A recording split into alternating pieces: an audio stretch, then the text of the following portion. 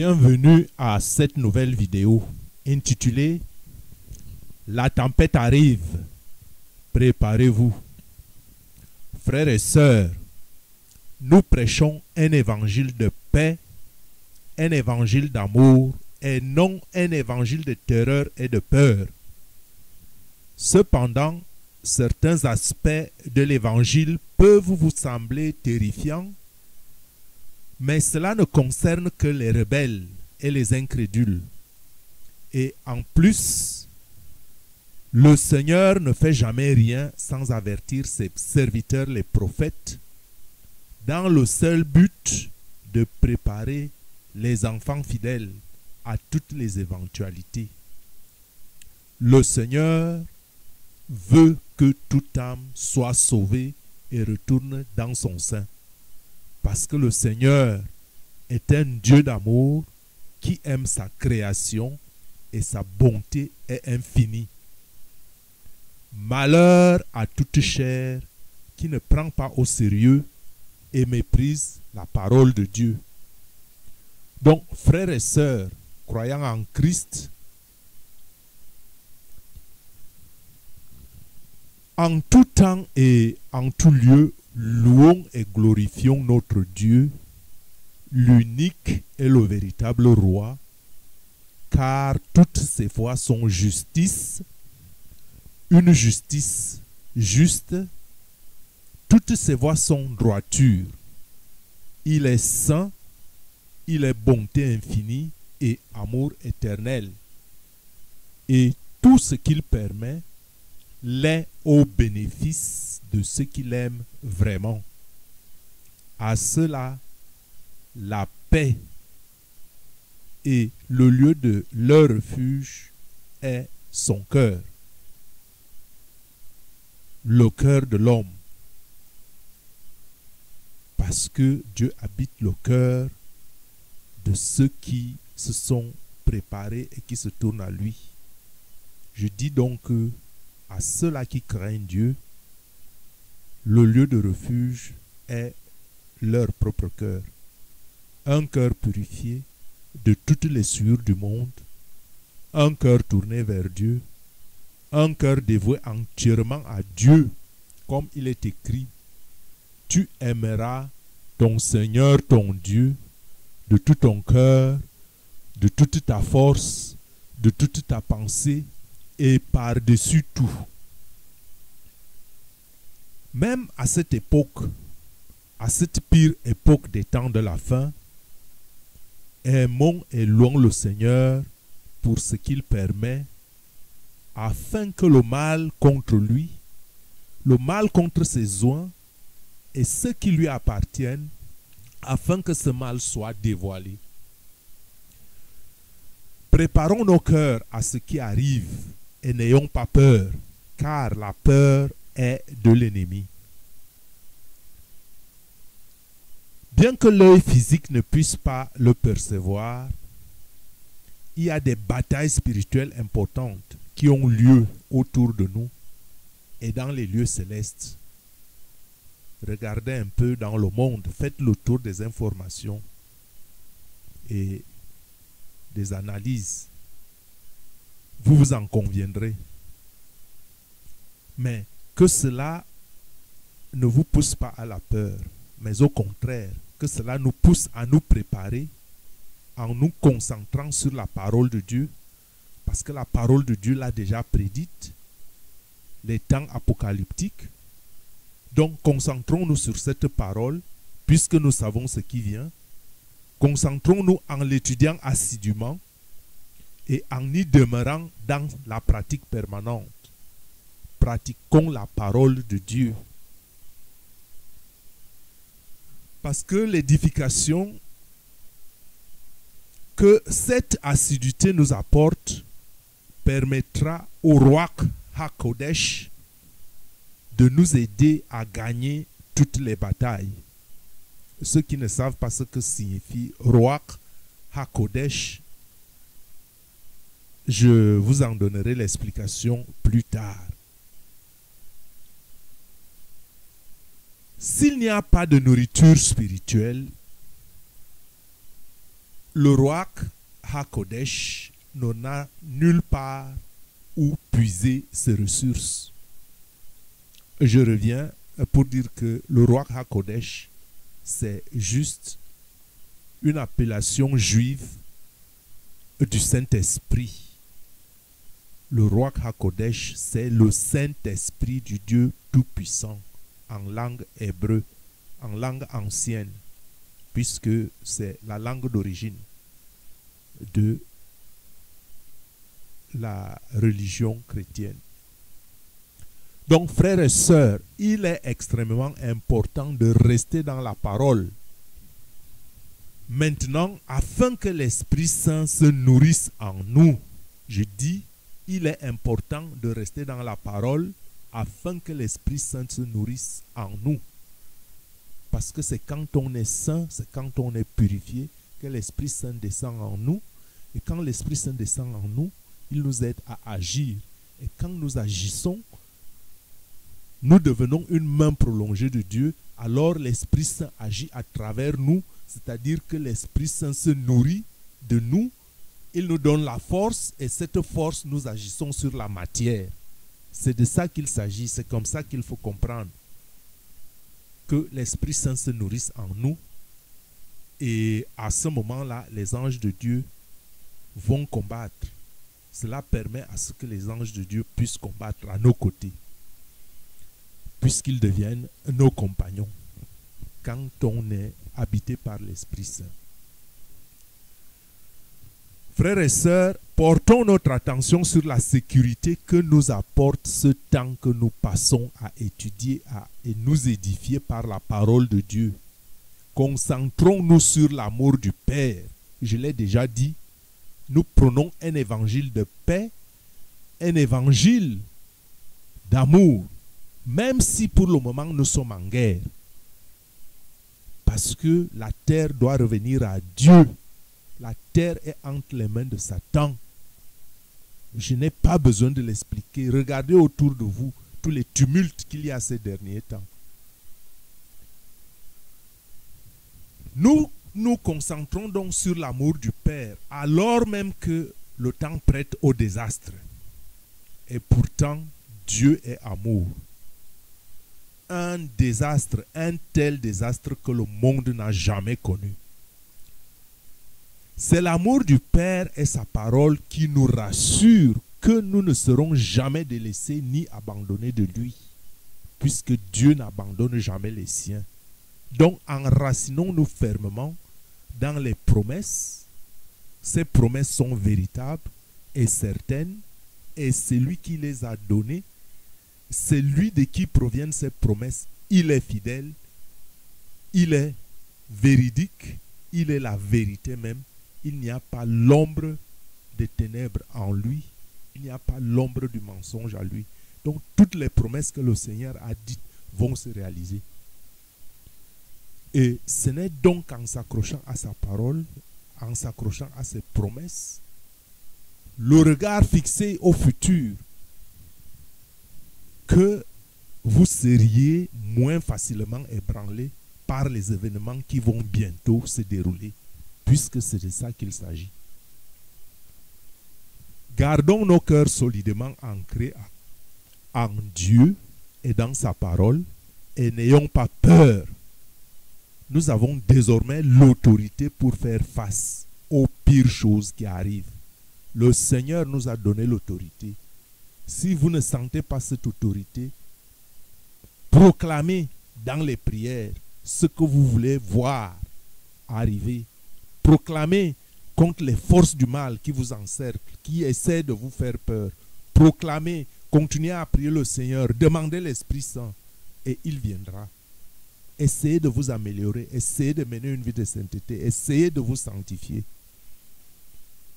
Frères et sœurs, la terre brûlera et il n'y aura plus de lieu sûr. Puisque le titre de notre vidéo est que la tempête arrive.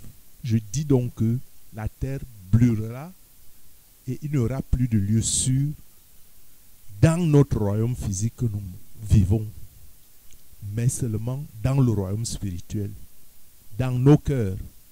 Parce que quand on s'adonne à Dieu, la paix ne dépend plus des circonstances extérieures, mais la paix est dans nos cœurs, la paix qui vient de Dieu, la paix que Dieu nous donne dans notre cœur.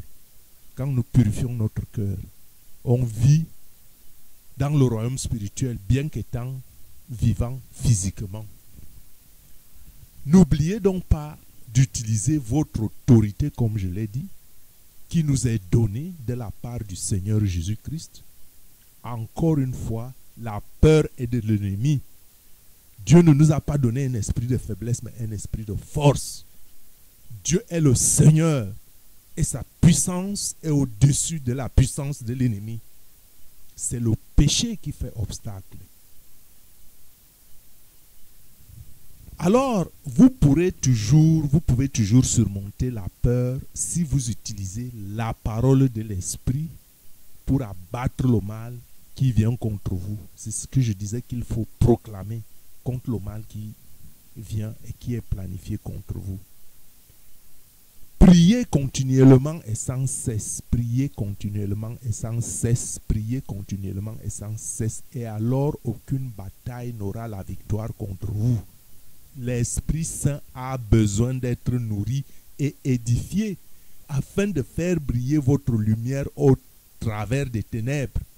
Et ne reculons pas devant la tâche de répandre l'évangile d'amour. Car nous ne répandons pas un évangile de peur, ni un évangile de terreur, bien que les temps s'apprêtent ou s'apparentent au désastre, à un désastre de l'humanité. Ne nous laissons pas fléchir. Ne donnons pas cette opportunité à l'ennemi. Mais accrochons-nous à Dieu, accrochons-nous à la prière. Prenons l'autorité au nom tout puissant de Jésus-Christ. Et invoquez le sang de Jésus sur vous et sur vos ennemis. Si vous êtes vrais disciples de Jésus, nos cœurs devront soupirer après les égarés par amour du Christ et par amour du prochain, tel que les saints écrits nous le recommandent. Bref, un évangile d'amour. Évangéliser les autres, c'est les aimer, afin de ne pas les voir aller dans la perdition. Utilisons le temps restant pour toucher les âmes perdues et les conduire hors des ténèbres et dans la lumière. Rassemblons les choses qui nous sont chères et plaçons-les en lieu sûr. Le lieu sûr, c'est notre cœur. Rassemblons les choses qui nous sont chères et plaçons-les en lieu sûr dans notre cœur. Notre cœur restera et sera le dernier et le seul lieu sûr à cause de ce que le malin a préparé et qui vient. Notre terre est entre les mains de l'ennemi en ce moment. Et il déverse sa colère en ce moment même. Il est conscient qu'il ne lui reste plus assez de temps. Et voilà pourquoi il retire tous les freins maintenant. Il va attaquer de toutes les façons qui lui sont possibles. Et le Seigneur nous dit, mes enfants doivent abandonner maintenant la complaisance. Le Seigneur dit, mes enfants doivent abandonner maintenant la complaisance. Et mon épouse a besoin de savoir comment mettre fin à ces attaques. Utilisez votre autorité au nom de Jésus-Christ, dit le Seigneur. Frères et sœurs, demeurons dans la parole de Dieu jour et nuit. Demeurons dans la parole de Dieu jour et nuit. C'est la seule solution. Les hommes de ce monde ne peuvent pas répondre au mystère des temps de la fin. Nous vivons les temps de la fin et cela a été prédit de toute éternité. Et les responsables de ce monde ne peuvent pas répondre à ces mystères. Ces choses ne se sont jamais produites, les choses qui arrivent et qui vont arriver. Ils vont se retrouver sans réponse. Je pense que je n'ai pas besoin de citer des exemples palpants. On est en train de chercher les vaccins et autres. Je n'en disconviens pas, c'est une bonne chose, mais je vous dis que la solution de notre humanité repose entre les mains de Dieu. Tournons-nous vers Dieu. Ne vous faites pas prendre au piège par des solutions technologiques et scientifiques quand ils vous implanteront les puces et autres choses. La solution au problème de notre humanité est entre les mains de Dieu seul. Souverain Seigneur et créateur de tout ce qui est en existence. Je ne vous interdis pas de prendre les vaccins. Faites-le si votre conscience vous le dicte. Mais je vous dis que la solution au problème n'est pas les avancées et les recherches technologiques et scientifiques. Et que la Bible a prédit, ce n'est pas moi qui le dis, qu'ils vont essayer d'implanter des puces pour le contrôle mental, pour le contrôle des humains. Et que cette puce-là passerait par des essais scientifiques ou, je ne sais pas moi, si c'est des vaccins ou quoi que ce soit. Il y a beaucoup de documentation à ce sujet. Ce n'est pas ce à quoi je vous appelle. Je dis que, et je répète que la solution de notre humanité passe entre les mains de Dieu et non par les solutions technologiques et scientifiques. Les attaques de l'ennemi seront physiques et cela ira grandissant. Physique, de même que sur notre terre. Et vous en avez déjà des tremblements de terre, des inondations, des tsunamis, des sécheresses, des sauterelles, des maladies, des faim, la famine, les apparitions étranges, les possessions démoniaques par des esprits mauvais. Et j'en passe. La mort des animaux. Comme jamais vu auparavant et comme prévu dans les temps apocalyptiques. C'est même ces temps que nous sommes en train de vivre. Il n'est plus besoin de vous le démontrer. Si les gens ne sont pas préparés et ancrés dans la parole, ils seront des cibles faciles pour l'ennemi. Et ce ne sera plus le monde que vous avez connu auparavant.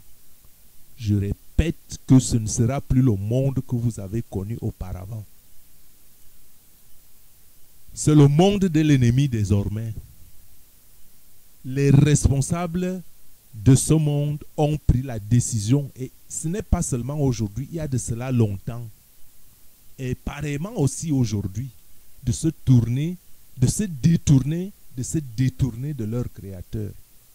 Ils ont pris la décision depuis longtemps de se détourner de leur Créateur.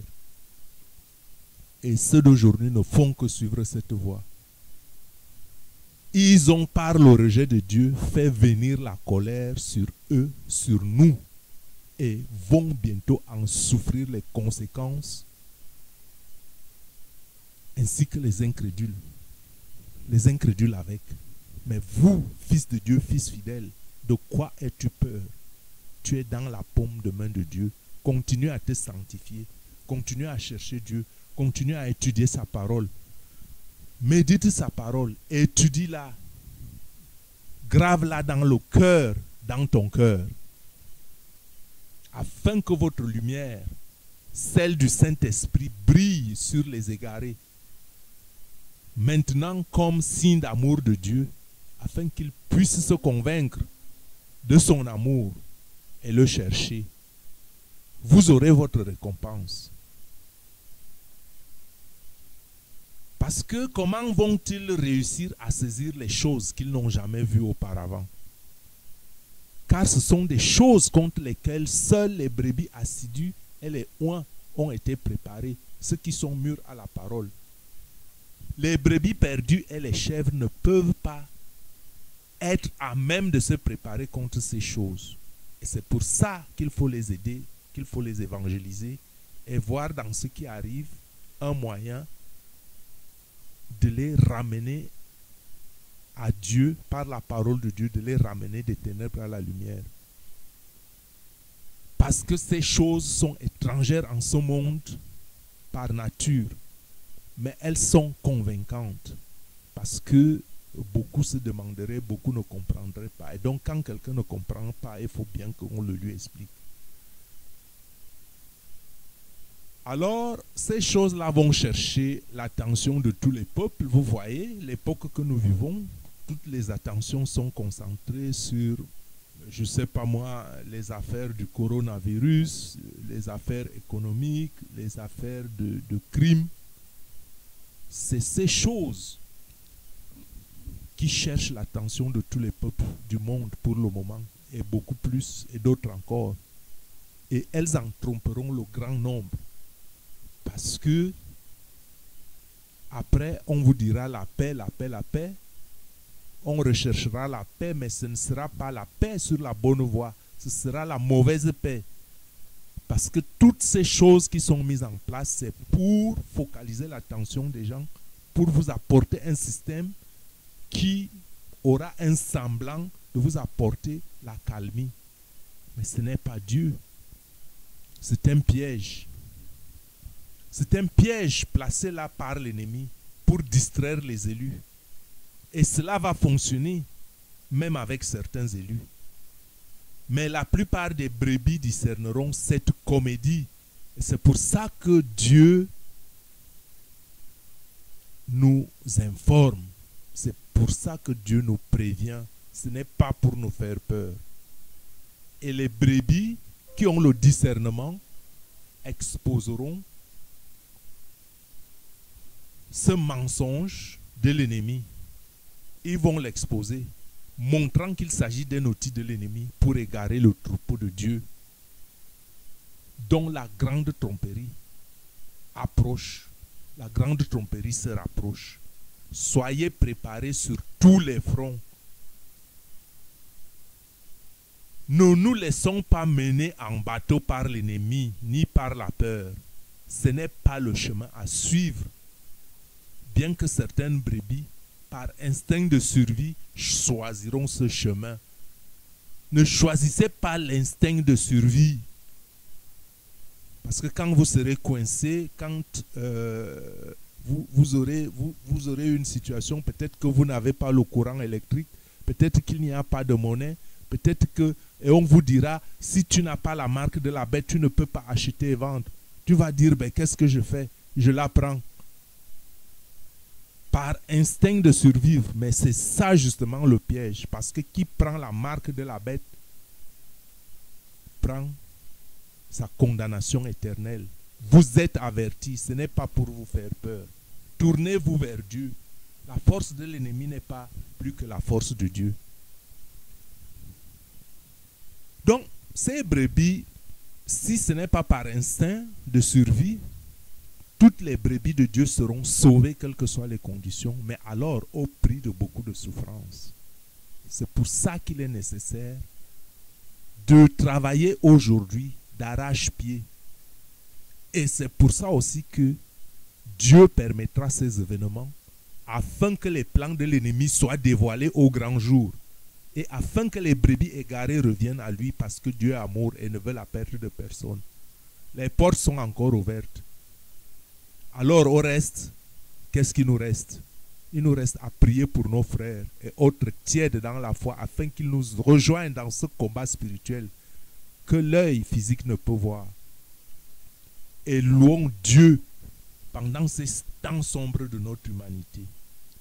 Gloire à Dieu. Remercions Dieu pour sa justice et sa bonté, et éternellement que Dieu soit loué.